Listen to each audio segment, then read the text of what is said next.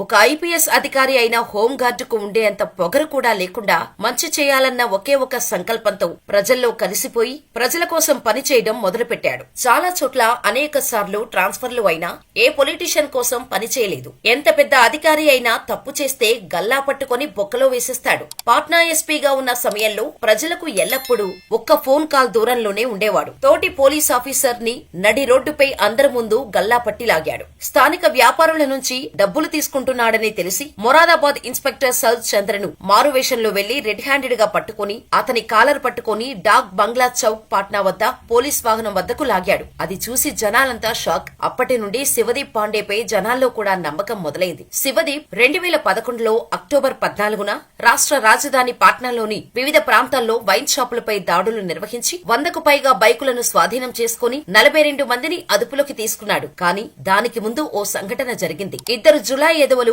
మద్యం మత్తులో ఓ కాలేజీ అమ్మాయిని వేధించడానికి ప్రయత్నించారు. ఆ విషయం తెలుసుకుని తర్వాత రోజు ఈ దాడులు చేశాడు శివదీప్. దాంతో ఒక రోజు లోపలే చర్యలు తీసుకున్నందుకు కాలేజీ అమ్మాయిలందరూ శివదీప్ దగ్గరకొచ్చి కృతజ్ఞతలు తెలిపారు. అప్పటి నుండి శివదీప్ సిటీ మొత్తం శివమణి పంచినట్టు తన నెంబర్ పనిచేశాడు.